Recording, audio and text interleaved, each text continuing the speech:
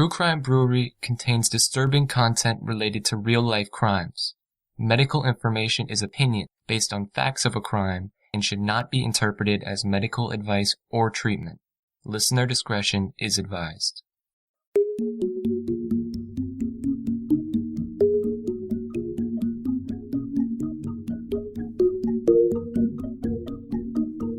Welcome to True Crime Brewery. I'm Jill. And I'm Dick. When 16-year-old Patricia Columbo took a job in a soda shop next door to a pharmacy, no one even imagined that she and the 36-year-old married pharmacist Frank DeLuca would become involved in a sexual relationship. But that's exactly what happened. Over the next 4 years, Patricia's parents tried to talk some sense into her.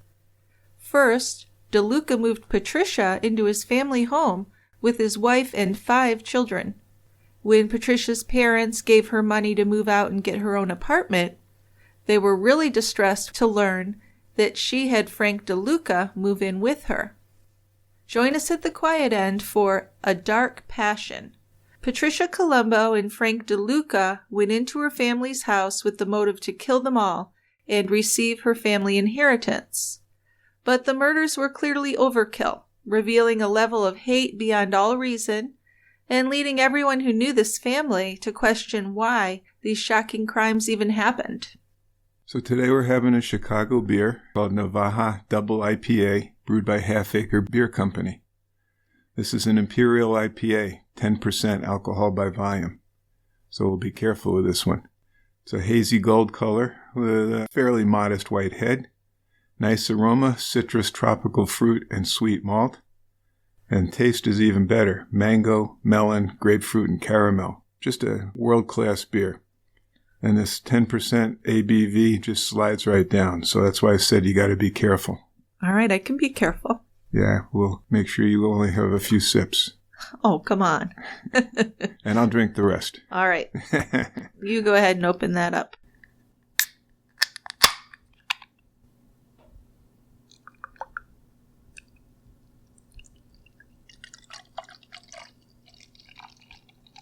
All right, quiet end. The same old quiet end. It's still quiet down here. Yes, we're maintaining the quietness very well. So that's something we've accomplished. I just read that New Mexico's COVID cases have dropped by 20%. That's awesome. So, We're getting there. Well, I have to give our governor some credit. I think she's done a great job. I think so. So, back to the story here. Why don't you start it out? And I think we're going to have some fun discussions over this one. It's just, it's wild. It sure is. So Patricia Columbo was born in June of 1956 at the Norwegian American Hospital in Chicago. Her parents, Frank and Mary Columbo, were absolutely thrilled to have a healthy, beautiful daughter. Big brown eyes, curly dark hair. And at work the next day, Frank, who worked as a loading dock foreman, told everybody who had listened to him all about his new baby, Patty Ann. Nothing like a proud father, huh? No, he was super proud. Frank and Mary were living in the second-floor rental on the Lower West Side of Chicago, certainly what is known as a blue-collar neighborhood. Though, like many of the other young married couples, the Columbos wanted to own their own home in the suburbs. The American dream, right? Absolutely. They liked the city, but they really wanted a safe place to raise a family. Wanted a backyard and other young families as neighbors. Well, sure. Mary Columbo, who had dreamt of becoming a nurse, would spend the remainder of her life as a stay-at-home mom. The 1950s were a time when two-income families were on the rise. Two-income households were becoming more popular. But Frank and Mary were a bit more old-fashioned, especially Frank. He asked Mary to raise the children and keep the house, promising that he would work hard and support them financially, and he did keep that promise. So Mary stayed at home with her daughter Patty. It wasn't exciting for her, but she liked it well enough. It'll do, right? Yes. So as little Patty grew up, she was living in a mostly adult world. Around her were her mother and father, her godparents, her father's friends, aunts and uncles, and an occasional cousin, but all of them were older as well. So she played alone a lot, but it never seemed to really bother her. Mary and Frank sometimes wished there were more kids on the block for her to play with, but then when she started school, she was surrounded by kids her own age, so they didn't worry. Their apartment was right across the street from the public school, Talcott Elementary. Now, Frank had hated Catholic school, so he didn't want his children to go to Catholic school. Still, they did raise Patty in the Roman Catholic faith. Patty's godmother, Janet, was a devout member of St. Carmichael's Parish, and each Sunday morning at 9 a.m., from the time that Patty was 4 years old, she went with Janet to Mass. Many of the nuns who taught at St. Carmichael's parochial school attended the same Mass, and Patty would watch them, because her father had told her that the nuns were kind of mean. But she admired their apparent calm, their black habits, and their starched white cowls. Now, Patty wasn't a very social kid, but she did enjoy school. And because of her early years surrounded by adults, by the time she hit school, she already knew her numbers, letters, shapes, and colors. Patty liked to help other kids who might be having difficulty with the schoolwork, and sometimes over dinner she would complain to her parents about the kids who weren't up to snuff, at least according to her. Yeah. Although she's still in kindergarten, she told her parents that she wanted to be a teacher when she grew up. Yeah, in the first grade, Patty began going to St. Carmichael's on Tuesday and Thursday afternoons for catechism. And she found the nuns to actually be nicer than her teacher at the elementary school, who sometimes didn't have a lot of patience with the kids. The sisters always seemed to be in a good mood, so her dream switched from being a teacher to being a nun when she grew up. And she would tell this to her family, and, she was just the center of attention. They thought it was adorable. Oh, sure. All of her life, she was the center of the adult attention. When an adult went shopping, they were happy to take her with them, and she rarely came home without something for herself. Mary sometimes complained to Frank that Patty was being spoiled. She was like a princess. The hope was that a younger sibling would spread the love a bit and give Patty a less self-centered view of the world. When asked if she preferred a baby brother or a baby sister, Patty always said she wanted a sister. The boys at school she thought were dirty and played rough. She didn't like it. She wanted a sister who would play school and dress up and imagination games like she liked. So during the late months of Mary's second pregnancy, Patty's Uncle Gus often came to the apartment in the afternoon after she got home from school and took her off Mary's hands. He let her come along with him on his candy delivery route, and Patty loved it. The van smelled of chocolate, and Gus had an 8-track player so she could listen to music, and they would ride to different parts of the city and into the suburbs. Yeah, Patty really liked the suburban deliveries. Most of the people there lived in houses instead of apartment buildings. They had soft green lawns instead of front stoops and sidewalks. Suburban neighborhoods were open places, lots of trees, fresh air. At the candy stores and soda shops, Uncle Gus took Patty in with him and introduced her as his helper. Patty would watch as Uncle Gus inventoried the store's candy supply, and then she'd follow him back to the van. Gus would let her hold his clipboard while he filled trays with boxes of candy. Then later in the afternoon, Gus and Patty would take their break at one of the soda shops, where Gus would drink coffee and buy Patty a soda or a float. He often bought her comic books, puzzles, and games. Needless to say, Uncle Gus was her favorite person, and she just adored him. Yes, she did. So when Patricia's baby brother was born, she was disappointed that he wasn't a girl. Her Uncle Gus was able to bring her around by telling her how she was better off being the only girl. When Michael Columbo came home from the hospital with Mary, Patricia was actually thrilled with him. She called him her baby, and she wanted to hold him all the time. So after taking part in the adult conversations and realizing that she still had an important role in the family, she was reassured that she was still the little princess. She was still the only girl, and that made her feel special. But then bad things happened with Uncle Gus. One could say. When Patricia was 7 or 8, her Uncle Gus began molesting her. This is according to what she has told people. He started bringing a blanket and pillow in his van and asked her to take rests with him. If there was any change in Patricia because of what he was doing to her, no one seemed to notice it. When Gus was visiting, he acted the same way he always had, and Frank and Mary Columbo treated him the same. Nothing had changed, Patricia thought, except for her. So somehow that didn't seem right, although she wasn't sure why or what was actually happening, so she didn't speak up. It's a horrible thing if that actually did happen. But when Patricia was 10, Frank and Mary found the house they wanted, and this was in a new section of Elk Grove Village, a northwestern suburb just past the airport. It's also the headquarters of the American Academy of Pediatrics. How's that? I didn't know that. There you are. That's an interesting piece of trivia. Just for you. So this was a nice split-level home at 55 Brantwood. 2 bedrooms upstairs and 2 downstairs, an attached 2-car garage, and a backyard with a patio. So it was only a block away from a park with a playground, too, and 3 blocks away from the elementary school. Also just a couple of blocks from a shopping center with a supermarket, dry cleaners, and a drugstore. So this was just a great thing. Mary was thrilled. Sounds ideal. And it was a really proud accomplishment for Frank and Mary. The master bedroom and Michael's room were on the upper level. Patricia's bedroom was one of the 2 on the lower level, and Mary used the other one on the lower level for storage and for the occasional guest. It had never bothered Patricia to sleep on the lower level alone, and having her bedroom down there gave her some privacy. Yeah, because the Columbo home had a very relaxed atmosphere. Frank and Michael ran around the house in their underwear. Patty, even as she was approaching puberty, would walk around in her nightgown.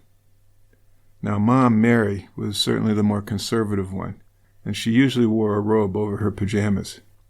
But she wasn't at all concerned about her family's uninhibited dress. Maybe uninhibited for the 60s, but not really. They're still clothed.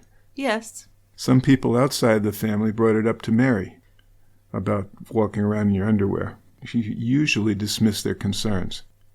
If they were in their own home, it was all right. Well, yeah, and it seems like Mary always kind of deferred to Frank in these decisions. And Frank thought it was ridiculous to worry about it because they were just kids. But, Patricia was becoming a teenager. Yeah, so that's a little bit of a difference. I think so. And then when she was 14 years old, she had this nightmare, and in the nightmare, her father was on her bed with his fly open.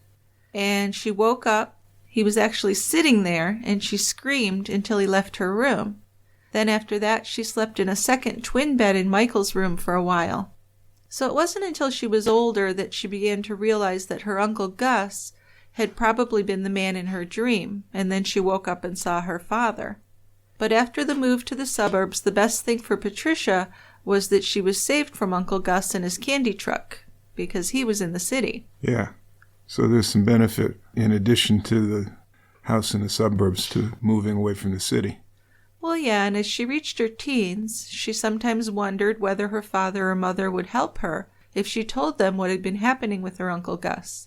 She wondered if they would even believe her. So without knowing, they had helped her, though, by buying the house and taking her away from the city.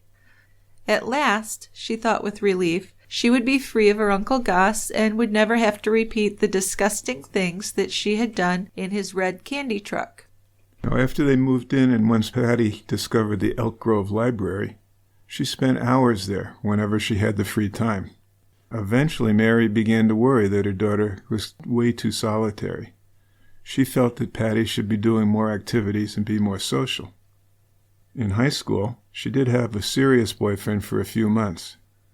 When he cheated on her with another girl, though, the relationship ended, and Patty didn't take it well.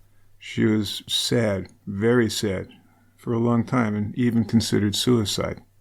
So at the school, Patricia signed up for a distributive education course called Work Release, which gave students credit for part-time employment that they would do after school. And since she wasn't socializing much, she liked the idea of having something constructive to do with herself after school. And the distributive education counselor was really happy to get someone who was well-spoken, nicely dressed, and had a good grade point average. So Patricia was given a job at a sandwich shop called Corky's in the nearby shopping center. Corky's was right next to the drugstore, with a large sliding door that was open during business hours, so people could walk back and forth without having to go outside, which was really good, especially in the winter months. I bet. So it was small. It had a row of tables against one wall and just a few booths. But much like the other fast food shops of the time, Corky's had an automated broiler grill that moved hamburger patties through it, and then they came out the other end cooked. It also had a microwave for hot apple pie and a blender to make milkshakes. Patricia really liked the place. She liked the work, and she liked meeting all different kinds of people there. She wore a red apron over a starched white uniform, and she looked very pretty. She was a pretty girl. Patty worked full-time at Corky's over the summer of 1972, and then when her junior year began, she continued to work after school and on Saturdays.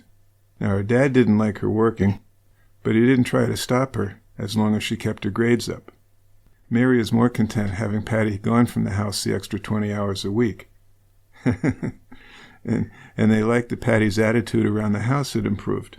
Well, yeah, remember she'd gone through a spell of really some deep depression. Yeah. And at first Mary was worried about her going to the library, but then later on she'd be longing for those days of the biggest problem being that Patricia goes to the library all the time. Yeah, you're right. Now, little brother Michael, of course, loved to have his sister work at Corky's. The reason why was because he got to eat all sorts of food. Patty's boss, Eunice, had already told her that Michael could have pop, fries, and burgers for free. If their supervisor was around when Michael came in, Patty would feed him anyway and pay for the bill herself. She still got an allowance from her father every week.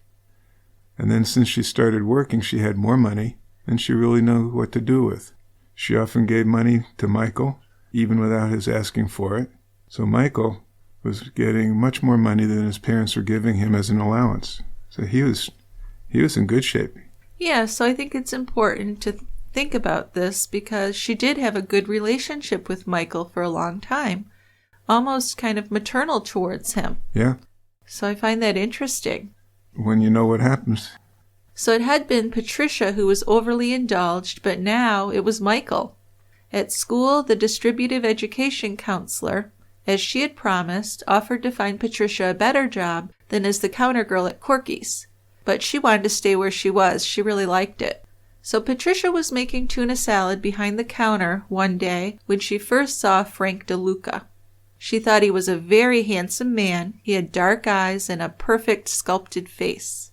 Eunice waited on him at a table near the door to Walgreens. He only had coffee, but then he would sit by himself, reading a paper or whatever, and he looked confident and very put together. So Patricia thought he was really handsome and a little bit intimidating. She asked Eunice who he was, and Eunice told her that he was the manager of the Walgreens and he ran the pharmacy there. Patricia appeared to be listening, but she actually had tuned out what Eunice was saying to her. For Patricia, DeLuca was by far the most attractive man she had ever seen.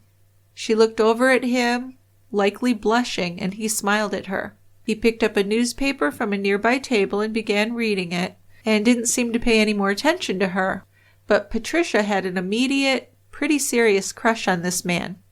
Later that day, when a Walgreens clerk came into Corky's, Patricia asked her about DeLuca, and the girl told her that his name was Mr. DeLuca and that he had just transferred in from another store. And the girl agreed with Patricia that he was a really good-looking guy. He wasn't wearing a wedding band, so the two girls wondered aloud if he was married. Patricia felt unusually happy to hear that he might be single. Yeah, move in.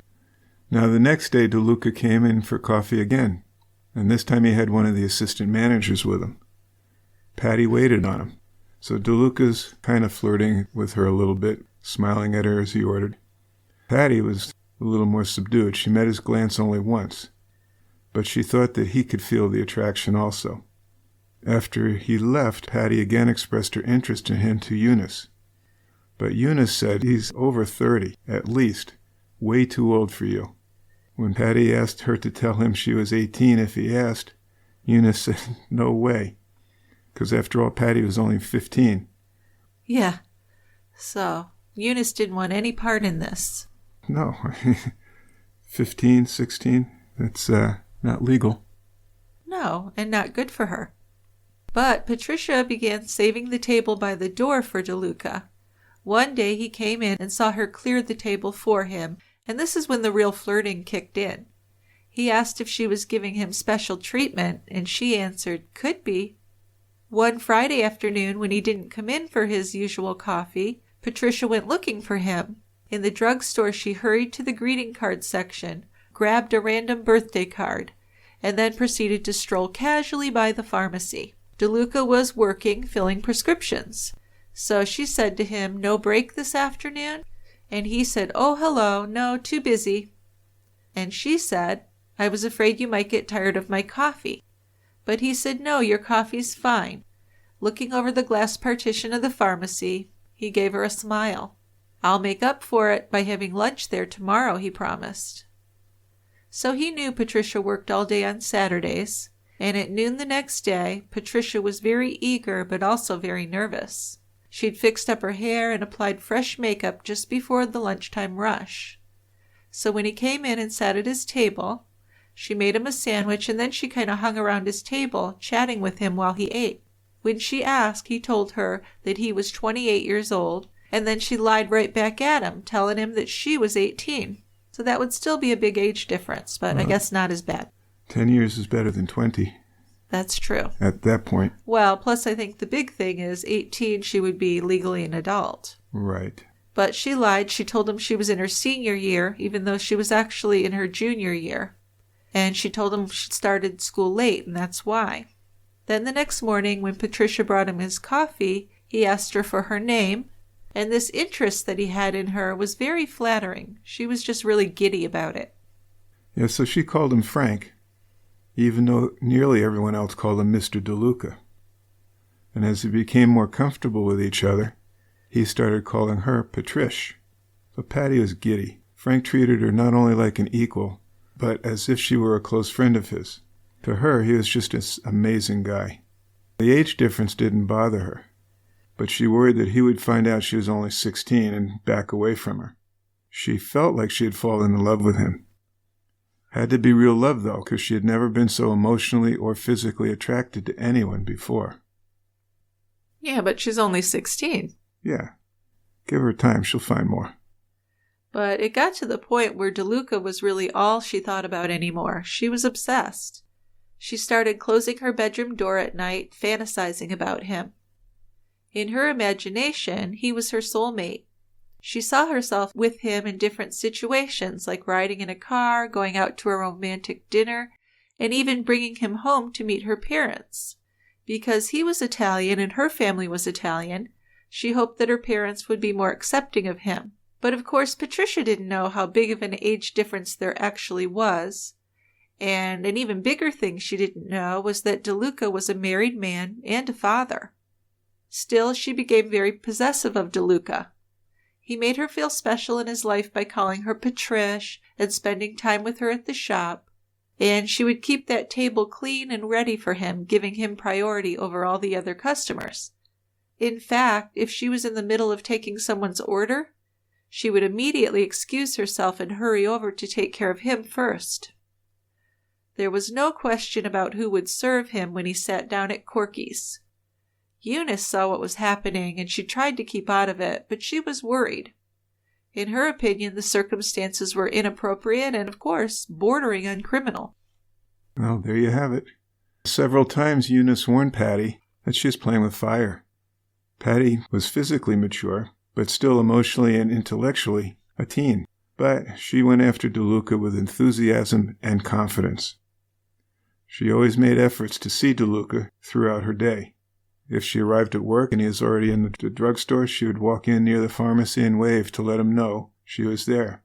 If he came into work later, she would wait for him to arrive and wave when he went by the connecting door. On his break, she served his coffee.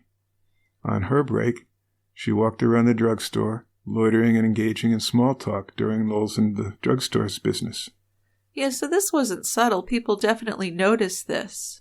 And they also noticed that whenever she saw DeLuca with any other woman, she got jealous. If he even talked with a female customer and she saw it, she would later ask him about that. She called him a flirt, and he responded saying that she was a flirt also. But for Patricia, DeLuca was the only one she flirted with, and that was the difference. To her, he was like the only man in the world. Once she saw him talking for a longer than usual time with an attractive dark-haired woman, and before that woman left, he kissed her on the cheek. She actually became quite angry and threatened after seeing this. So on his afternoon coffee break that afternoon, she confronted him and asked him about the woman, and he told her that the woman was his little sister. She believed that, and then she felt sorry and foolish and apologized to him. So this continued for months. Then DeLuca offered Patricia a job at the drugstore. She was 18 and a senior, he thought, so she could move into full-time employment after graduation. But right then, it didn't matter to her that she'd lied about her age and being a senior. She'd figure something out. He told her he would like to have her work in cosmetics because she was beautiful and she could dress up in nice outfits. And for Patricia, this was exciting. This was the best department to work in, and she was just thrilled. She could hardly believe her luck. So she stopped by the pharmacy later that day, and DeLuca gave her a job application. That evening she filled it out, changing the date of her birth from June 1956 to June 1954. Her original work application at Corky's showed the real date, but she didn't know what else to do. She just hoped for the best, that no one would check. And the next day she gave the application to DeLuca and then spent all that morning waiting for her lie to be found out. But by the end of the day she was happy again. DeLuca came into the shop, spoke with Eunice, and then told Patricia she was all set. As soon as Eunice could find a replacement for her, she could come to work at the drugstore. She wanted to throw her arms around DeLuca and kiss him, but of course she couldn't do that, especially in front of the customers at Corky's. She turned to Eunice to smile at her and share her happiness, but Eunice was not happy. She was glaring at DeLuca with disgust. But Patricia shrugged it off. She wasn't going to let Eunice ruin her elation. Not in the least. Even though Eunice knows the score here, doesn't she? Yes, she does. She knows what's going on. Of course, she doesn't know the depth and horror of the whole thing. No. So then a few nights later, DeLuca waited for Patty to finish her shift at Corky's. He knew that when she finished work, she would walk to the Arlington Heights road side of the shared parking lot, then entered the neighborhood on the other side where she lived. So DeLuca sat in his car there with his window rolled down, smoking a cigarette. Not surprising to Patty, she knew that DeLuca was interested in her ever since he got her the job at the drugstore. And she had actually prepared for this. She had told her parents that she had agreed to work a late shift. So her very first lie to her parents about her relationship with DeLuca. Oh, and there'd be so many more. Yeah, this is just the start. So DeLuca invited Patricia into his car that night and asked her if she wanted to go for a ride. Of course she did, and he took her to an isolated spot to park. As soon as he turned off the engine and lights, he turned toward her and went in for a kiss. He didn't grope her like the teenage boyfriends had, but after they kissed for a while, he asked her to get into the back seat with him. So Patty was a virgin, but then she had sex with DeLuca in the back seat of his car. And her drugstore job she just loved.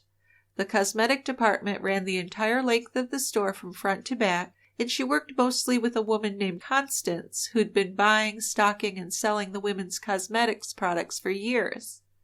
Patricia looked up to this woman, and she was a quick learner. But she was also quite preoccupied with DeLuca. Well, yeah.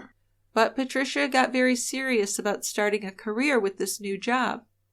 She started calling DeLuca Mr. DeLuca while they were working at the store. But then she and DeLuca were having sex in his car at least a couple times a week. After a month or two of this, he told her that having sex in his car was not the best thing. He wanted to have sex with her in a room on a bed. So she asked him why he didn't take her to his home, and he told her he lived with his sister who would not approve because she was kind of old-fashioned. So he began renting motel rooms for their meetings. Now, I think an older woman would see through that, hopefully. Probably. But Patricia didn't know any better.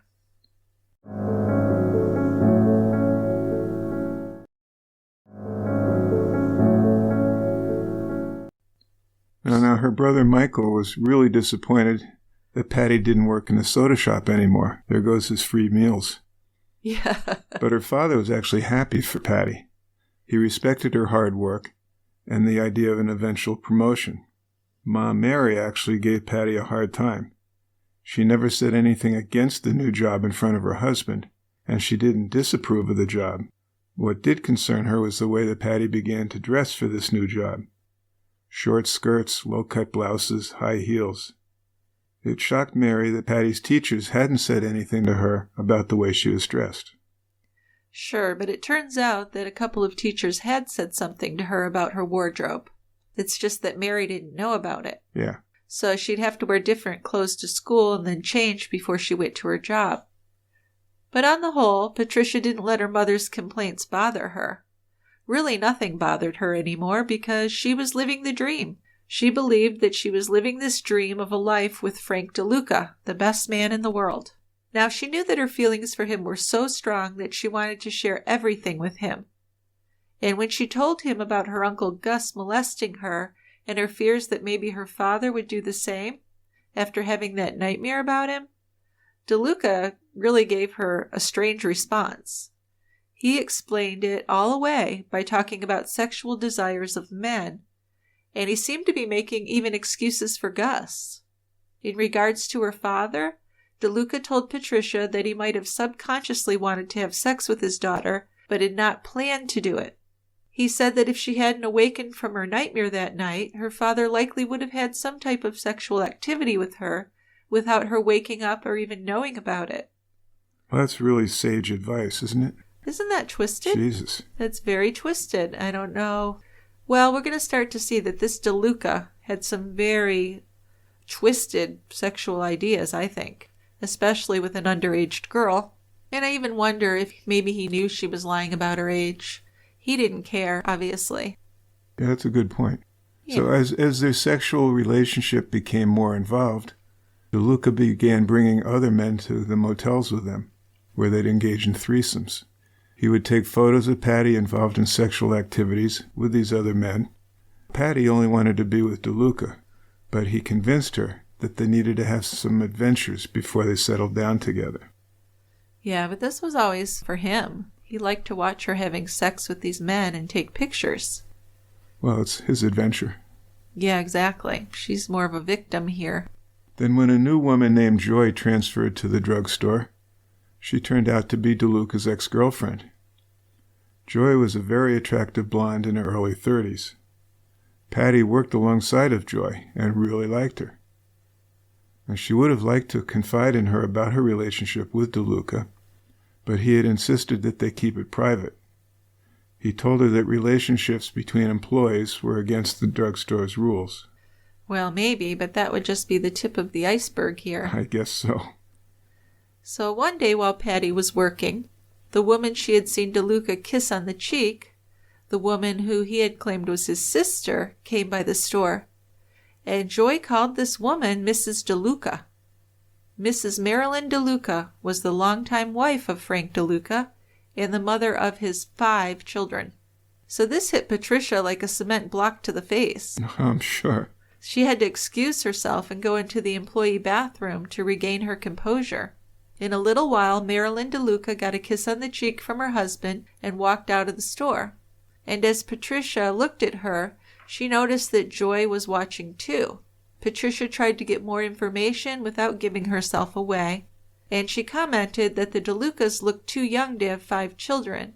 That's when Joy told Patricia that Frank DeLuca was actually 35 or 36 years old, not 28. But later on, when Patricia confronted him, DeLuca wasn't even apologetic. He talked her into going to a motel with him that night so he could explain himself. And his justification for all of his lies included that he had gotten married too young, that they had too many kids, and that he and his wife were no longer in love.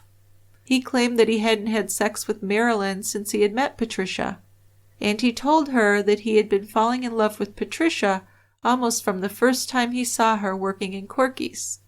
He claimed that he really hated lying to her, but he was completely in love with her, and he'd been terrified that he might lose her if she knew the truth. He said he did want to marry Patricia, but it would look bad to the Walgreens company if he left his family. Walgreens had subsidized his college education, after he was injured and lost a football scholarship. So they had a lot invested in him, and he didn't want to lose this career.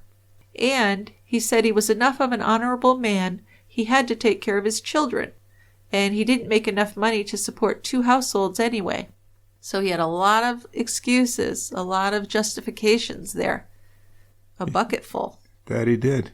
So even though he'd been lying to her since they first met, Patty forgave him. She was so in love with him, she felt that she really had no choice. And at the end of their conversation, she confessed to DeLuca that she was only 15 when they met, and now was 17. So we have a little session of truthfulness between the two of them, sort of. Yeah. Well, before she turned 18, Patricia's mom, Mary, had to have surgery for colon cancer. The surgery actually went better than expected, and Mary was expected to recover. When she came home from the hospital, she was put on bed rest, though, for at least 4 weeks.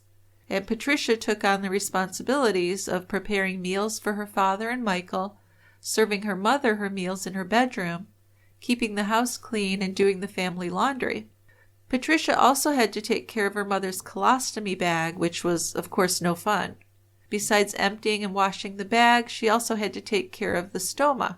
So Mary was understandably upset about having this colostomy. It's a real blow to her self-esteem, and that made her a difficult patient. So this was a lot for a 17-year-old girl to handle. Well, I guess. Yeah.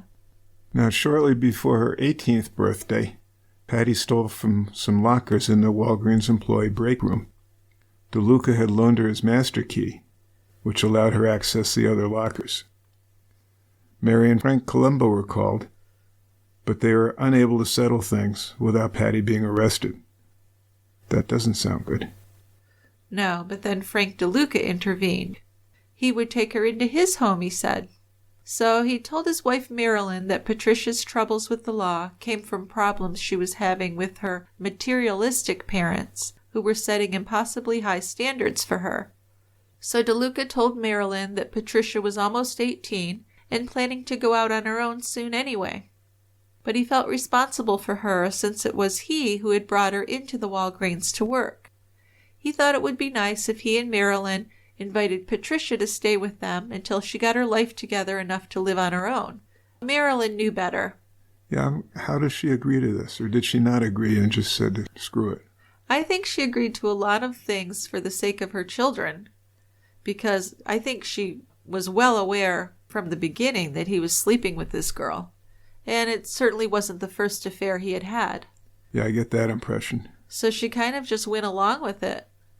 When Patricia hesitated, after all, this idea seemed insane, DeLuca just assured her that this was the perfect solution.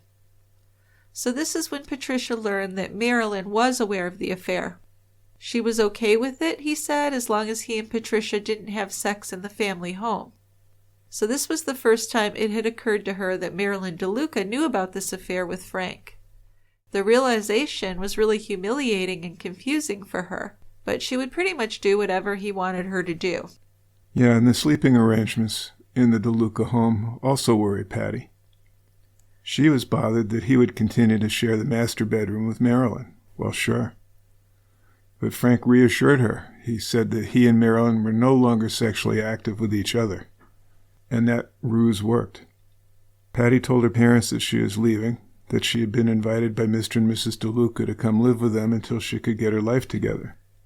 She said, you guys can force me to remain here for another few weeks, but once I'm 18, I'm leaving. So the parents let her go in order to maintain a relationship with their daughter. Frank and Marilyn DeLuca came to pick up Patty in their station wagon. The nerve that was necessary for DeLuca to pull this off is stunning. Isn't it remarkable? That's an understatement. How could he even think that this would work? Although, he must have done things like this before. Marilyn was going along with it, and that was pretty shocking. Patty walked down the driveway with 2 suitcases, and DeLuca opened the trunk and threw them in. Her parents weren't outside when she left, but after Patricia got into the car and they were driving away, she thought she saw her mother watching her from the front window. As the DeLuca station wagon took her away from 55 Brantwood Avenue, Patricia felt like she was leaving a nightmare behind for a new, fresh start. But things would just continue to get worse, as most people could have predicted. I would have predicted that. Yeah. At least initially, life in the DeLuca household wasn't as awkward as Patty thought it could be. Marilyn told her that the neighbors thought that Frank and Marilyn were being fill-in parents to Patty because she came from a troubled home. DeLuca had told everyone that Patty worked for him in the drugstore, and that when she got into trouble, he volunteered to the court to take her into their home for a while. Marilyn's relationship with Patty was pretty detached, so she was kind of just there. Marilyn was neither friendly nor hostile to her. Well, those criminal charges against Patty were never prosecuted, and the official record reads that she was put on probation for a year. Once she was living in the DeLuca home, she learned a lot more about Frank DeLuca's background. The DeLuca family, like the Columbos, had come from the west side of Chicago. At one time, when Frank was in elementary school, his family lived only about 4 miles from the Columbos' old neighborhood. His father, also another Frank, was a truck driver, and the DeLuca family moved northwest near Calvin Park. While living there, Frank was a student at Austin High School, which at that time was considered one of the best high schools in the city. It was very close to the suburbs. So DeLuca, just an average student, got through with some okay grades. He graduated in June of '56, the same month when Patty was born. Then DeLuca went to Wright Junior College, taking just general courses. During that summer, he turned 19, and he worked in construction as a laborer. That fall, he went to Lafayette, Indiana, and tried out for the junior varsity football team at Purdue. He was accepted and allowed to enter Purdue as a sophomore, and this athletic scholarship lasted 2 semesters, but then it was withdrawn. And we don't know if that was because of an injury, like he said, or some other reason, because he wasn't honest, obviously. He wasn't, but if he's not playing, he's not going to get a scholarship. Right. So, whatever reason for not playing. Whatever reason, the scholarship disappeared. So his education at Purdue stopped. He couldn't afford to go there. And he took off a full year of school and managed to save enough to pay for a second year at Purdue. He'd learned about a pharmacy loan sponsored by Walgreens and decided to enter that career path. It was a very desirable program because if he worked for Walgreens for a certain amount of time, his loan would be forgiven, and he'd be pretty much set up with a career. Yeah, sounds like a win-win situation. It was a good deal. So in 1960, DeLuca married Marilyn, and that summer he worked for the 7-Up bottling company on the production line. That fall he went to Purdue, to its School of Pharmacology, and the following summer he got a job as a laborer again. When he returned to Purdue in the fall of 1961, he was really getting excited about becoming a pharmacist. Then, when the end of the semester arrived, Walgreens gave him a position as a stock clerk in their Melrose Park store. And later that same summer, he was transferred to the Walgreens in Elmhurst. DeLuca had one final semester in order to complete the requirements for a Bachelor of Science degree in pharmacology, and he completed his requirements in 1962 and was scheduled to graduate in January of 1963. When he did become a registered pharmacist, the company put him on the payroll as an assistant manager in Oak Park. He continued to be promoted, and he was viewed as a really hard worker. So in September of 1969, 6.5 years after he graduated, he was promoted to a full manager. And it was just 2 years after that when he was transferred to Elk Grove, where he met Patricia. Patty couldn't go back and work at Walgreens after her arrest, and she ended up taking a job as a receptionist at a piping company. Then she began making plans to move out of the DeLuca home. Mary Columbo wasn't stupid. She'd caught on to this whole thing, and she called Marilyn DeLuca and told her, "Do you know that Patty's trying to steal your husband?" I guess thinking that Marilyn wouldn't know. Yeah, but Marilyn surprised her. She said she knew Patty would like to steal him, but she couldn't. He would soon get tired of her, Marilyn said. One thing about Frank she could depend on was that he would lose interest eventually. In the meantime, she would make do.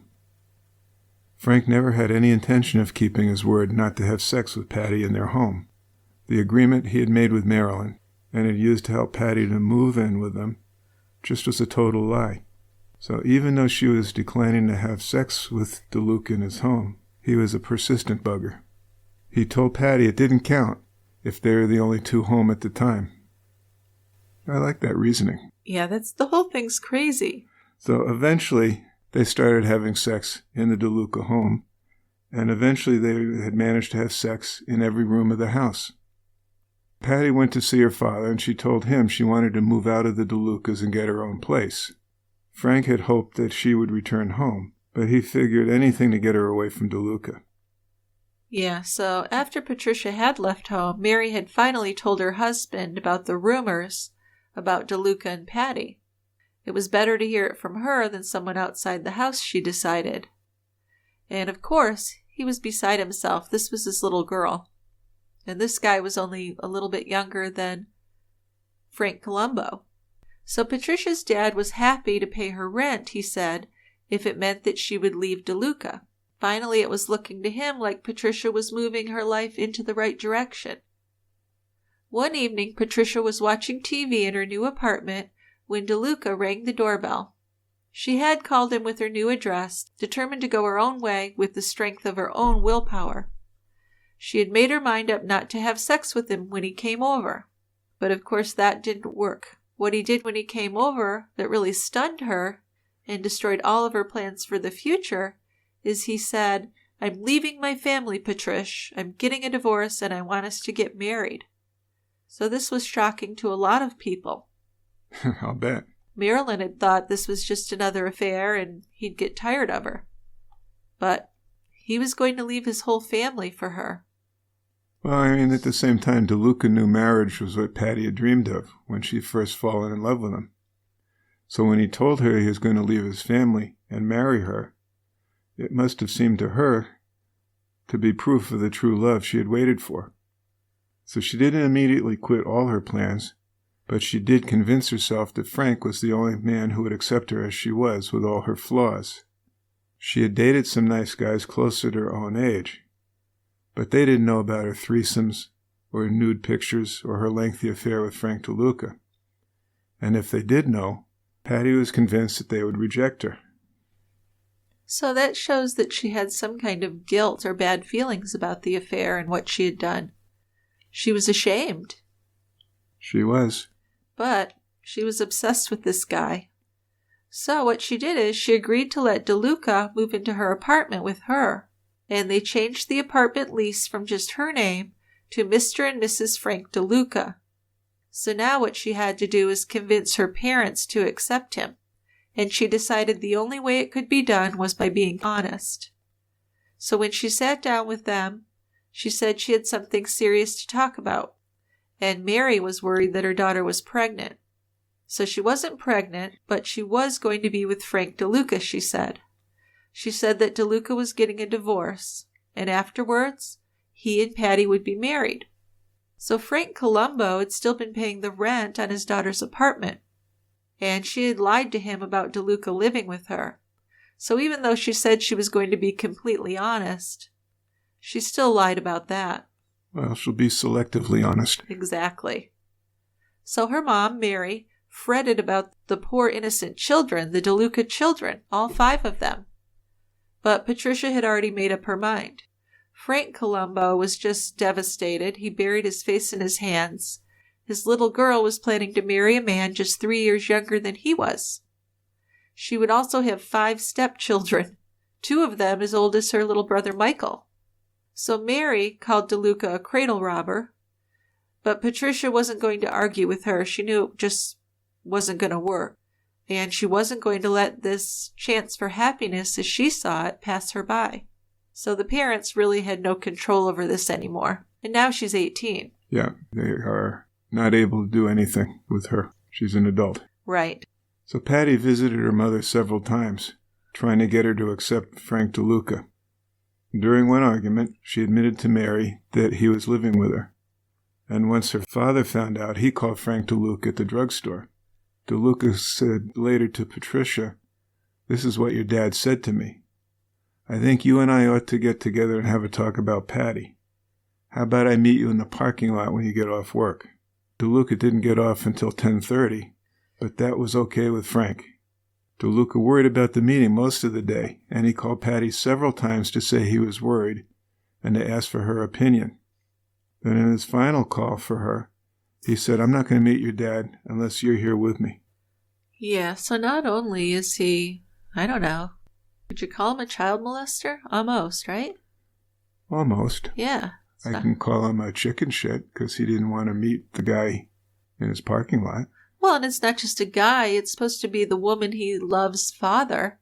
Yeah. So he should care about that, but he was just afraid of him and wanted to hide behind Patty. So this guy's just a scumbag in so many ways. So many ways. Yeah, so 10:30 that night, there's Patty sitting in DeLuca's car in the parking lot. No sign of her father. She saw the Walgreens employees leave the store, and she watched DeLuca lock up, set the night alarm, came out, and double-locked the doors. Patty got out of the car and walked over to meet him, and as she did, her father's car entered the parking lot, drove slowly toward the store. He caught them in his headlights, and he moved away from the blinding glare. Frank Columbo parked, turned off the headlights and engine. When he opened the car door, he was only a few feet from them, and as he got out of the car, he pulled out his rifle from underneath the driver's seat. Then he walked over to DeLuca, hit him square in the face with the butt of the gun. So this guy was really tormented by this thing and hated DeLuca. Well, no kidding. And you can't blame him. Splitting his bottom lip and cutting his chin, he really hit him hard. And DeLuca fell to the concrete.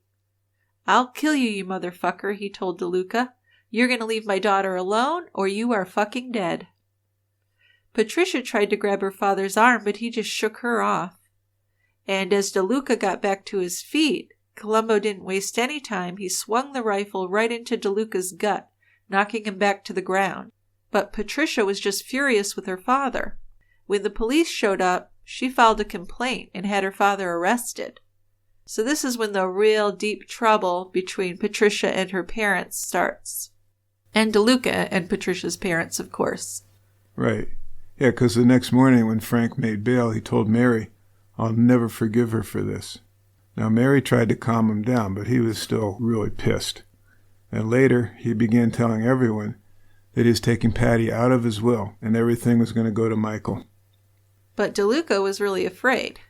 He knew that Frank Columbo did want to kill him. No kidding. Yeah. That'd be my guess. Well, he's lucky he didn't just shoot him with the rifle, really. He is. He could have gotten a lot worse than a cut lip and a sore stomach. Right. But that would have stopped a lot of horrible things from happening, if that had happened. If only. Yeah. But Patricia wasn't going to argue with DeLuca. She thought her dad did want to kill Frank, and she started to think that maybe he would hire someone. Her father knew a lot of tough guys, and he was Italian from the lower west side of Chicago, where she thought he had to know at least one mobster, although there's no evidence of that. Yeah. Well, it's like knowing that because you live in a certain part of Long Island, you're a mobster. Exactly. You know? Yeah. It's a cliche, really. Yeah. But they did feel like they needed to come up with a way to protect DeLuca from her father. So Patricia knew her dad, and she was aware that after these bursts of anger, he usually settled down and could be reasoned with.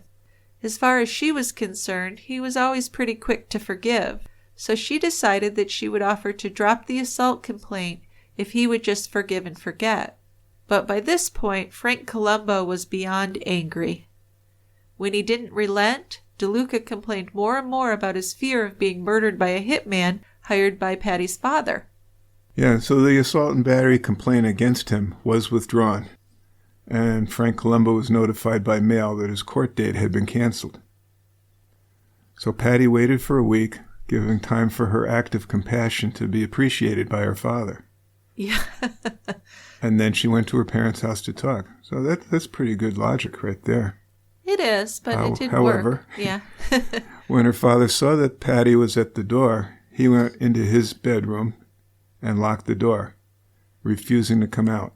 So Patty pleaded with her mother for help. She had dropped the charges against her father because she wanted to make amends. She and Frank DeLuca would be getting married in June or July. after his divorce from Marilyn was final. They would be starting over together. And oh, by the way, they'd also like to have a baby of their own. I do have some sympathy for these parents because it's really out of their control. And they feel like their daughter's just going down a really bad road. But Mary tried to help. She agreed to try and help patch things up between Patty and her dad. And despite all the difficulties, she did want her only daughter to be happy. So she promised to talk to her husband, but it just didn't work. When Patty returned a week later to talk, feeling more optimistic about resolving this animosity between them, her father again hid out in his bedroom. His compromise, the only one he would ever consider, was suggested to Patty through Mary. So Mary said, "Your father says he's perfectly willing to start all over with you, but only with you. He says if you'll come back home, we can forget everything that's happened and start fresh." So this wasn't going to happen. Patty was outraged at the mere suggestion. Their conflict had nothing to do with her coming back home. Her home, in her mind, was with Frank DeLuca because he was the man she loved and wanted to spend the rest of her life with. So she said to her mom, "Never, that'll never happen." And she left the house.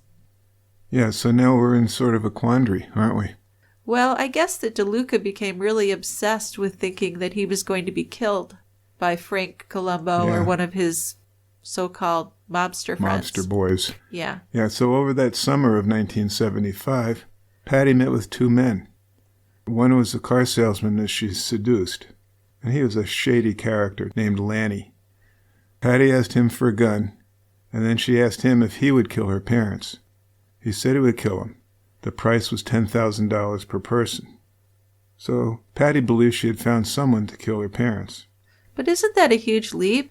You try and make up with your parents, and then the next thing you know, you want to have them killed? Yeah, well, there's stubborn people on both sides there, right? Yeah, but that to me is just something that would never cross my mind, to have someone killed. Well, you're not 18, 19 years old. Well, sure, but I don't think every 18 or 19-year-old would do that either. There's something seriously wrong with Patty, and we know there's something seriously wrong with DeLuca. Yeah.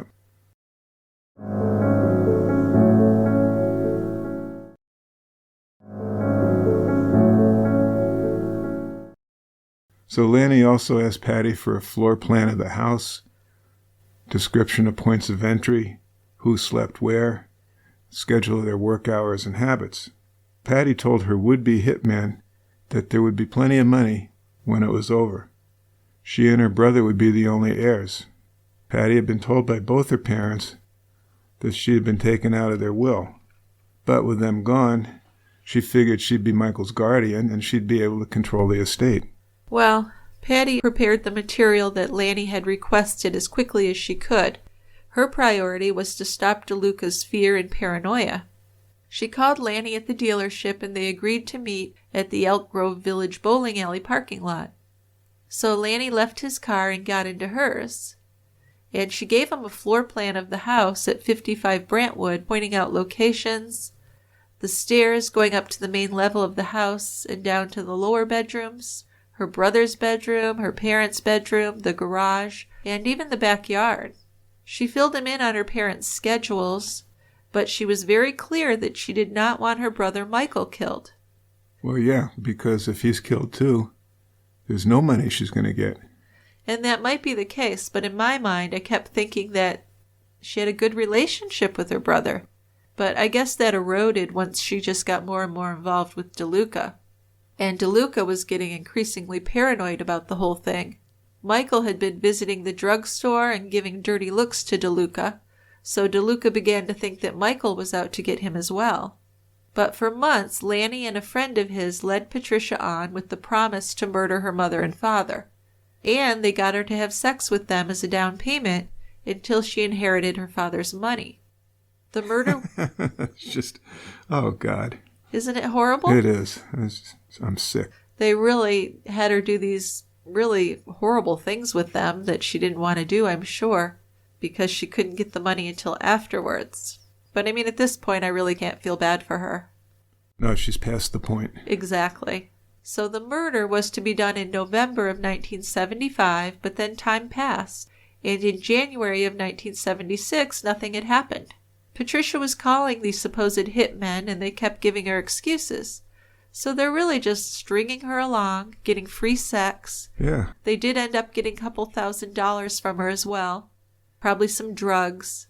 So they were kind of smart in their own twisted way, getting away with this. Yeah. And leading her along. It's just too bad they didn't go to the police, and they could have done a sting and saved some people. Possibly. But needless to say, the hitmen never went through with these murders. No. So on May 4th, 1976, Patty and DeLuca entered the Columbo home, and they killed Frank, Mary, and Michael. Such a huge tragedy. I just don't understand. That's her family. How could she do that? Yeah, I know. Well, we've done a few of these with kids killing some or all of the family members. I just have no clue how you could do that. Well, she wasn't a kid at this point. I know she was young, but she was an adult. Well, I know. And what about DeLuca? He was a grown man. Yeah.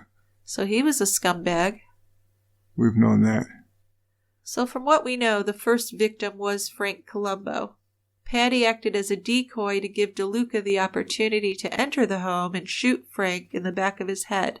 Frank had tried to escape by running up the living room steps, and it was Patricia who bludgeoned him with a bowling trophy. Mary ran and hid in the bathroom, and DeLuca broke in and shot her right between the eyes. Then either he or Patty slit Mary's throat. So this is brutal. Yeah, well, just wait, because the final victim was her 13-year-old brother, Michael. He had slept through the gunshots, but they woke him up and shot him. And then Patty stabbed him at least 87 times with her mother's sewing scissors. So I don't get it. I don't either. She said she didn't want her brother killed, plus she had a financial reason to want him alive. Big financial reason. So if he had slept through the gunshots, why would they wake him up and kill him? Yeah, and not just kill him, but mutilate him. All I can think is that maybe DeLuca thought that Michael was going to kill him. I don't know. But I don't understand what Patty was thinking, and I didn't realize she was such an evil person until the actual crime was described to me. So when all three family members were dead, DeLuca and Patty turned the furnace up to 97 degrees. They wanted to speed up decomposition of the bodies. Ugh. Then the next morning, DeLuca showed up for work at the pharmacy as if everything was all normal. Well, that's what you have to do, right? If you don't want to get caught, you need to pretend you didn't do it. But another horrible thing is that these bodies weren't discovered for 3 full days. On Friday afternoon, May 7th of 1976, 2 Chicago police officers answered a call to investigate a suspicious car parked on the city's west side. So they pulled up behind this maroon-colored Thunderbird, called in their location, and then got out to look. This was a 1972 Thunderbird with the right front window broken out and the ignition system removed. So this made it easy to start the car without a key. The interior of the car was covered in broken glass, and they radioed the VIN number to the dispatcher to check it out. But the car had not been reported stolen. They ran the registration and learned that this car belonged to Frank Columbo. Several times that day, the officers tried to reach Frank Columbo and let him know that they'd found his car. But there was no answer at the Columbo residence, of course. Then at the end of their shift, officers gave the information to a police communications clerk and asked that it be sent to the Elk Grove Police Department for a notification call, which is a pretty routine thing.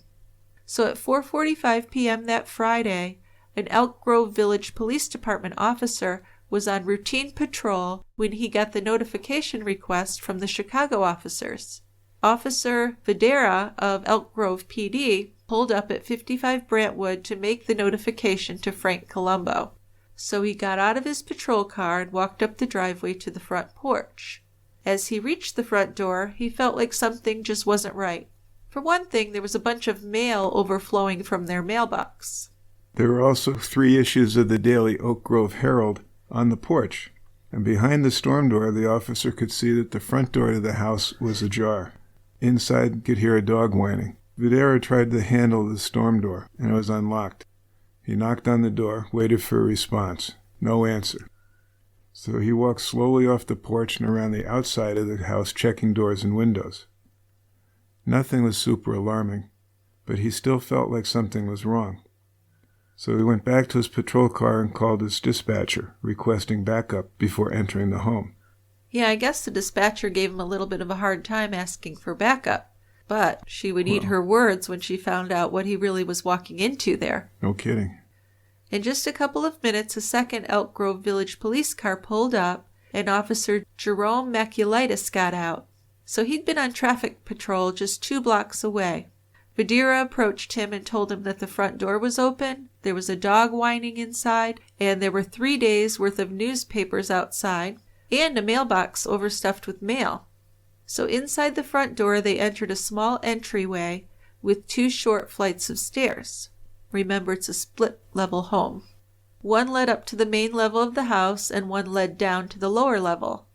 At the bottom of the steps, a small poodle barked at them. Letting the storm door close quietly, both officers drew their guns and began to move up the stairs to the main level of the house. It just had to smell horrible in there, and it isn't mentioned in any of the reading that they went in and smelled that immediately, but they had to. Well, yeah. 97 degrees and 3 dead bodies. In 3 days' time? Yeah. Had plenty of time. It had to be disgusting. In the living room, they found the body of Frank Columbo. He was lying on his back with his face and stomach just horribly swollen, and his head and chest were covered with dried blood. There was a blood-soaked chair cushion on the floor beside him. When they turned to go back down the stairs, they found the second corpse, Mary Columbo. She was also on her back, her hair caked with blood, her robe open, her nightgown around her waist, and her panties down around her knees. So, that's just another level of sickness there, that they tried to make it look like her mother was sexually assaulted. I know. Of course, that's not worse than killing your mother, but it is really gross to even think of that. Yes. So those 2 officers left the home after that and called for the homicide team. Once there, they found lying on his back the dead body of Frank Columbo. He was wearing slacks, a white t-shirt, and socks, and the t-shirt was soaked across the top down the right side with just kind of rotting blood. His face was covered with blood as well. The noticeable injuries were 2 marks, almost black now from decomposition, across his throat, and several deep lacerations that went at least 2 inches into his skull. All around his body were pieces of glass. There was a lampshade ripped and bloody nearby, but the lamp was gone. And while they were looking, they found 4 human teeth in the carpet. Now, Mary's body was lying in front of an open bathroom door, with a wound cut all the way across her throat, and her face was covered with hardened blood. She had a gunshot wound between her eyes. Now, her head appeared to also have been bashed in with a kind of a square-shaped blunt object. She still was wearing her diamond ring. So either this wasn't a robbery, or the robber just missed it. Then the officers got to the last bedroom in the house on the upper level and found the body of an adolescent boy, who was eventually identified as their 13-year-old son, Michael Columbo. His corpse was dressed in a white t-shirt and blue sweatpants, and he was barefoot. His head, like those of his parents, was covered with old blood. Lying next to his body was a bowling trophy, which was likely to be the square-shaped blunt weapon that had been used on his father. His chest was completely covered with small slashes, cuts, and puncture wounds. And the technicians also noted that Michael had 2 very clear gunshot wounds in his head, one just left of the left eye, and the other at the right side of the temple. So, this is just so horrible. I mean, there's one thing, it is horrible to kill people for money. And if Michael had woken up and they killed him because he was a witness, that would still be horrible. But to me, it's just shocking that they purposely killed the 13-year-old. And not just killed him, but she stabbed him almost 100 times? It's not just the killing, it's the manner of killing. Yes, and investigators believe that it was Patty who did that. Well, I mean, look at the parents, too. Here's Dad shot in the head, both parents shot in the head, but also had throats slashed, and they were battered. It's all overkill. Well, and then setting up the mom to look like she was raped. Yeah. So it's really just makes me afraid of those people. They're much more horrible than I even thought. So Patty wasn't arrested right away, and DeLuca wasn't either. After being notified about her entire family being murdered, Patty showed up for a police interview. She was wearing a Fredericks of Hollywood type outfit and some heavy makeup. You gotta look good when you're going to be questioned about your parents' murder. Right. And she didn't seem terribly upset. And what she did is she began offering leads right away for who might have done these murders.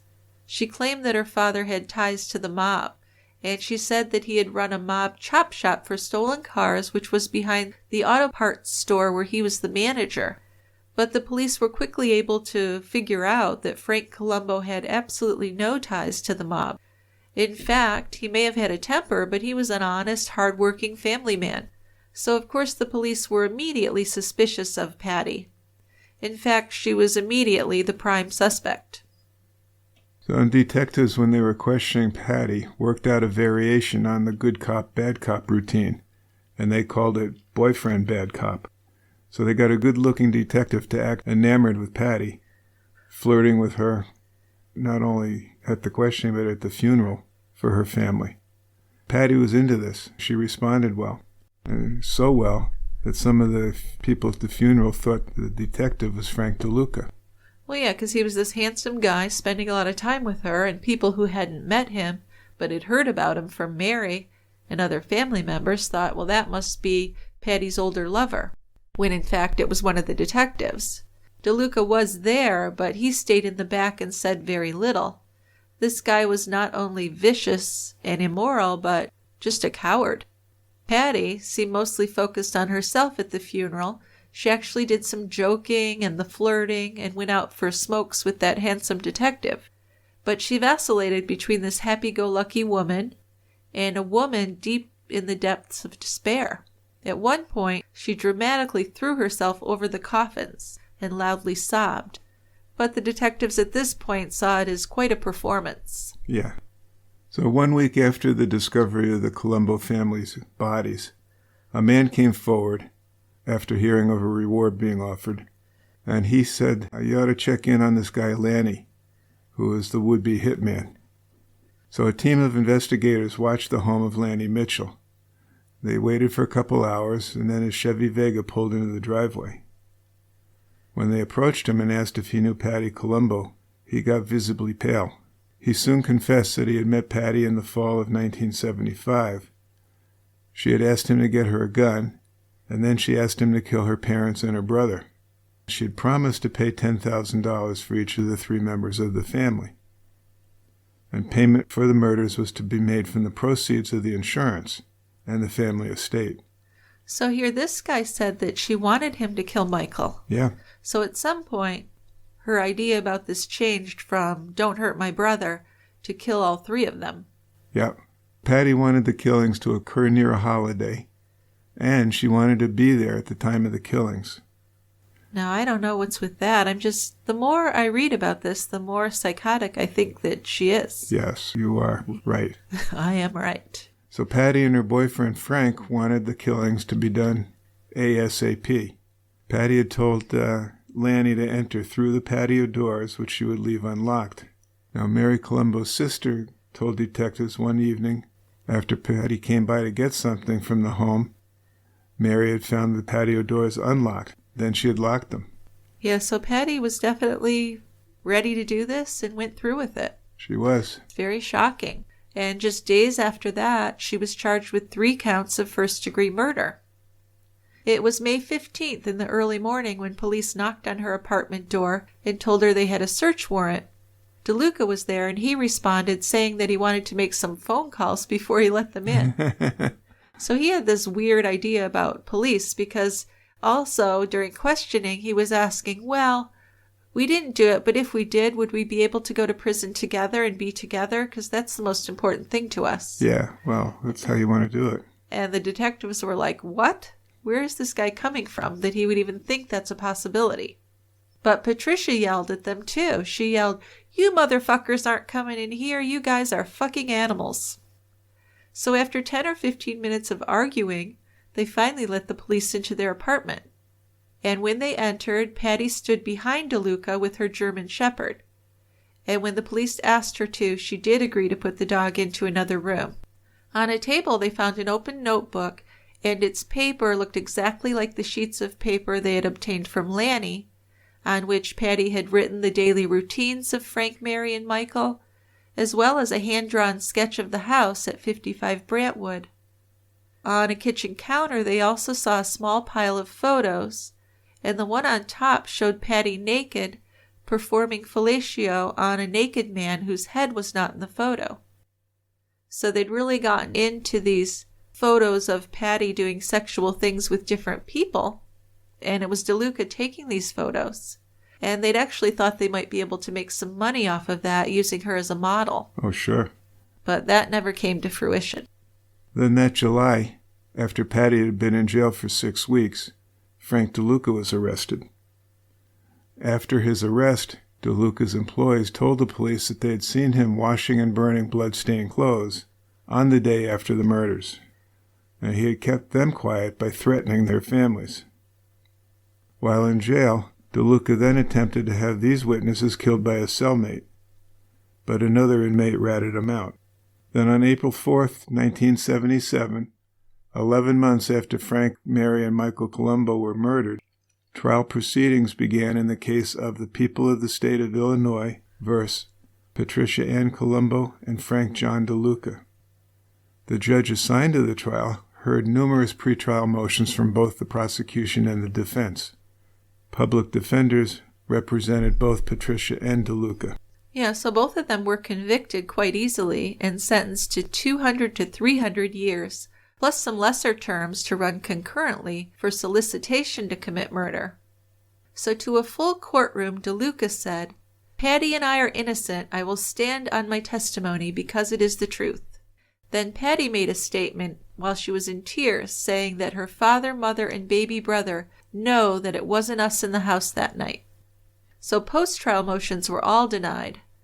On appeal, both Patty and Frank DeLuca contended that their convictions should be reversed, or they should be granted a new trial, and this was on the grounds that the trial court improperly admitted opinion evidence, that the court improperly admitted evidence seized at the Columbo's home, and they were denied constitutional due process rights to a fair trial.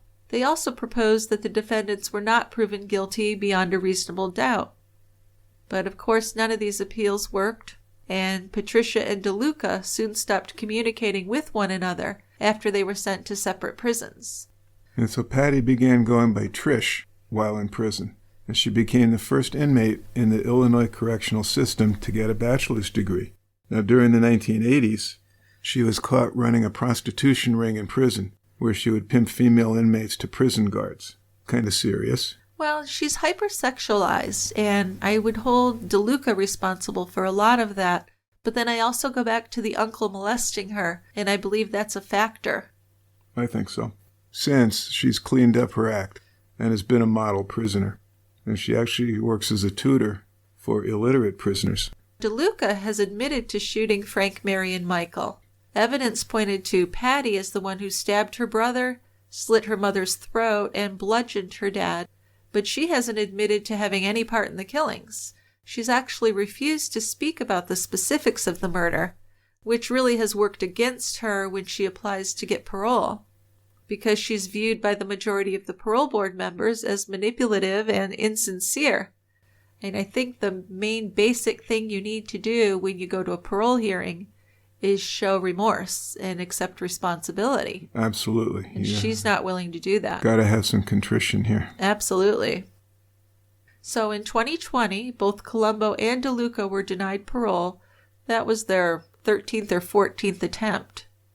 Board members voted 13-1 against the release of Patty and voted 14-0 against DeLuca's release.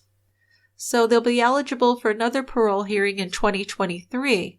But at this point, Patty's 64 years old and DeLuca's 82. So their lives are mainly being imprisoned, has been mainly what their lives have turned out to be. Yeah, I don't think they're going anyplace. No, I don't think so. It was just such a brutal crime. It was an overkill. A lot of it was so unnecessary. Of course, the murders were unnecessary, but even if they wanted to kill people, they went so far above and so vicious. Didn't they? Yeah, it's just not anything I could ever understand or ever forgive. But I do keep going back to her being molested and wondering how that affected her. I think it kind of set her up to be a prime victim for DeLuca is what I think. And then he took her the rest of the way down the bad road. I think that the molestation, whatever went on, made her ripe for picking by the person who turned her into the monster. Which is DeLuca. Yeah.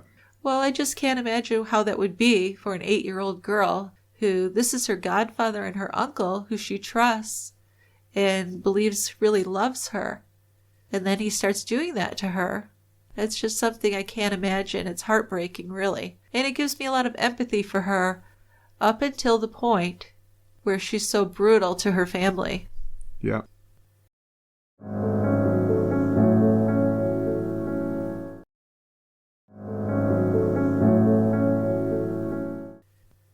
Our sources for this case are the Daily Herald archives, Appellate Court of Illinois 5th District Court documents. There's a book titled Love's Blood by Clark Howard, and that's like a 700-page book. And I was reading some articles about this Clark Howard had actually interviewed her in prison, and there was a belief that he fell in love with her. And if you read that book, you can kind of see there's a lot of writing about the sexual acts involving her, which is kind of weird, like above and beyond what you need in a book about a crime.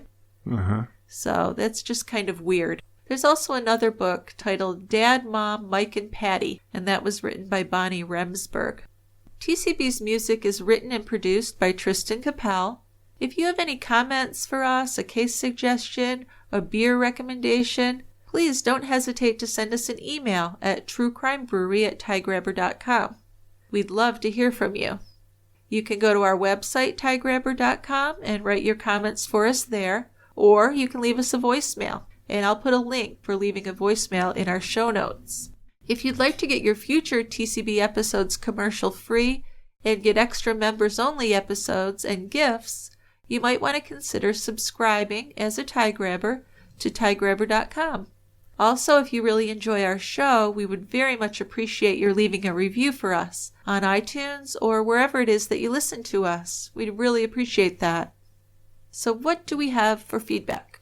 I got a couple voicemails and a couple emails for you today, Jill. Yeah, I think ever since I've been putting the voicemail link in our show notes, we've had a little uptick in voicemails, which I really appreciate. Yeah, I think people are taking pity on you. I wouldn't put it that way. This poor woman, she's just pleading for voicemails, so I think I'll give her one. Oh, well, if that's the case, that's really sweet. I won't argue with that. That's fine. Okay. However I get them, at least I get them, even if I have to beg. So our first voicemail is from Anthony, and he has a case suggestion for us. Hey, Jill. Hey, Dick. This is Tony in California, and I have a show suggestion. It's not a single case. You've talked about this a lot on your show. I call them serial hags. It's about those women that end up falling in love and sometimes marrying, the Menendez brothers. This actually has a name. It's called hybristophilia. And it's been researched a lot and written about in Psychology Today and the Washington Post.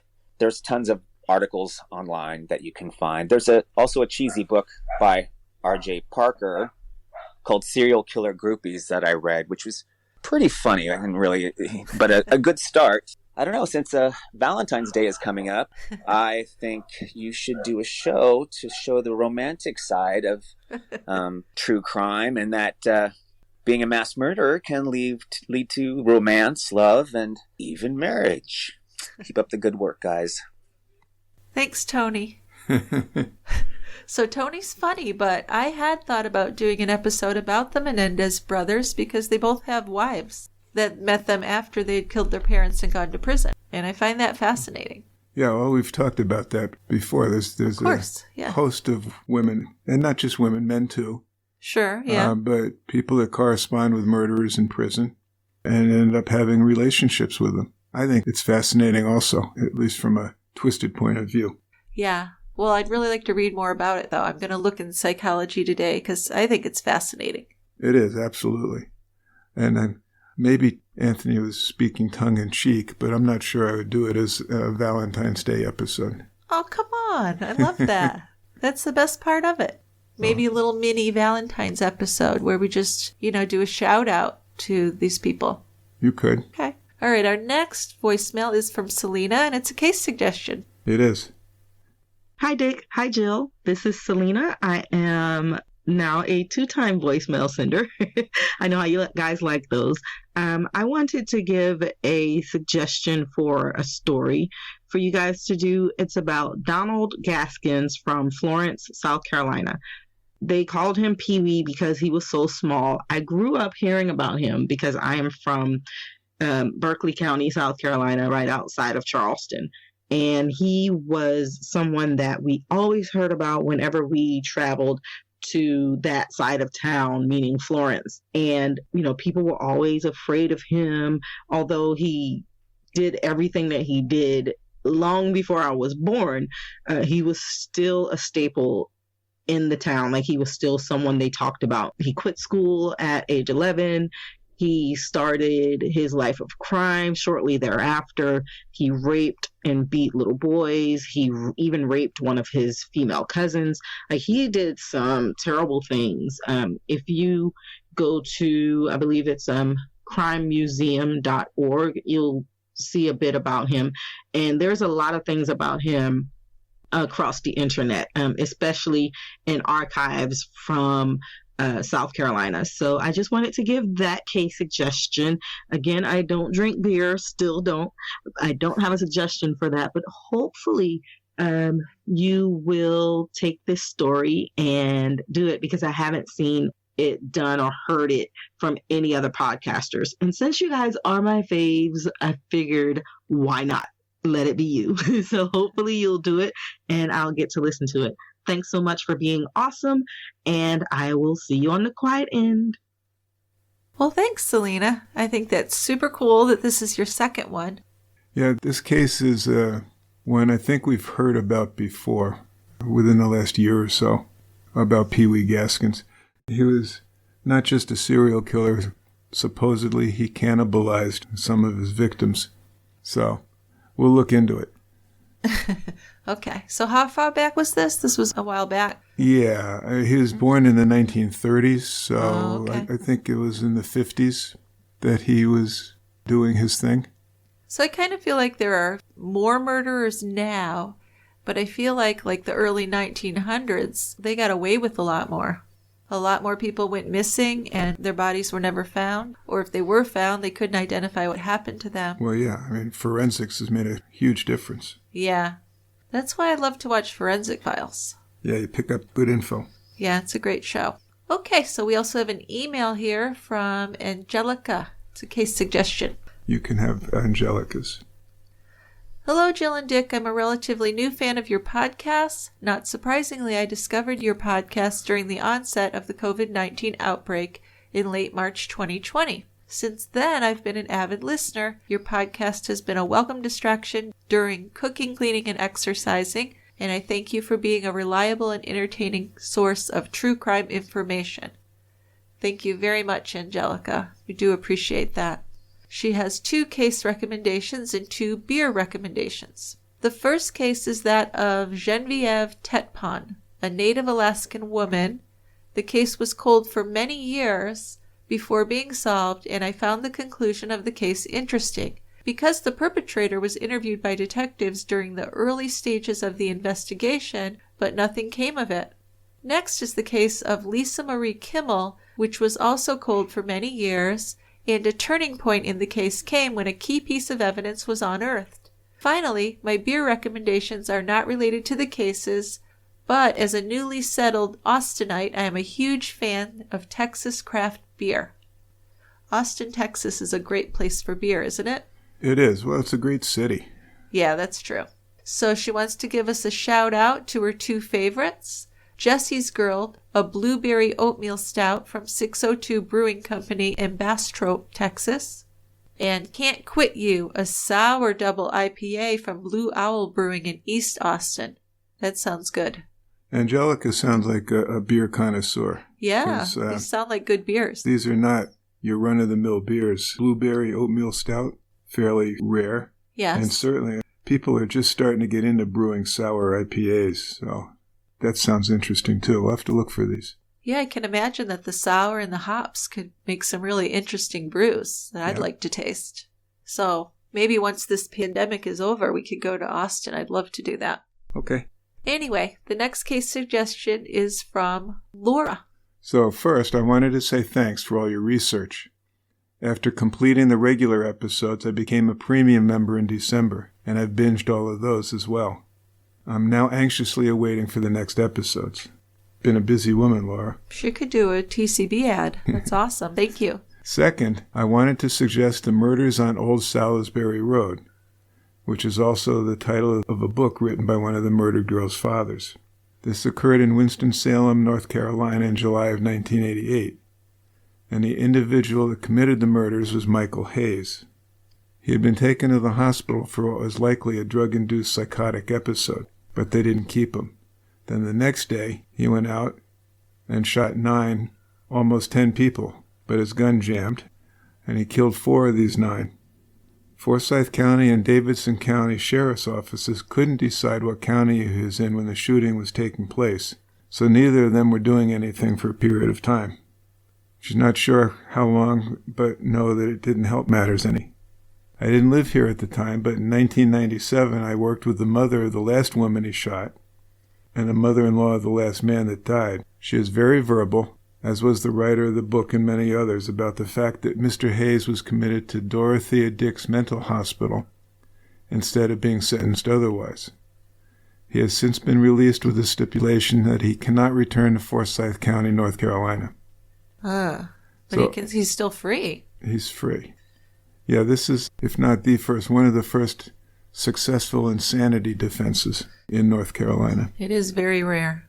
I've searched and not found a podcast about it and would love to hear what the two of you have to say about the case. As for a beer suggestion, I'm sure with all the microbreweries in North Carolina you can find one, but Incendiary or Radar Brewing in Winston-Salem would be a good place to start. Got it. All right. Well, thank you, Laura. And definitely, I would like to look into this case. Seems very interesting. It's a great suggestion. What about the beers? I haven't tried beers from either of those. Wow. So I'll have to check. Why are you surprised? Do you think I've sampled every beer that's ever been brewed? Well, how many beer reviews do you have on that website? I'm closing in on 3,000. So that's a lot of damn beer. Yeah, now in my defense, that's over 15 years' time that I've been doing it. And I've got some people on there that have upwards of 9,000 beer reviews. I guess you really have to space it out. Well, yeah. Okay. And you have good liver function. You would have to, sure. Thank you to everyone for writing to us and for sending us voicemails. And thank you to everyone for listening. We really appreciate it. We know there's a lot of things you can listen to and a lot of things you can do with your time. And we're flattered and honored that you chose us. We certainly are. So we'll see you next time at the Quiet End. Come on down. All right. Bye-bye. Bye.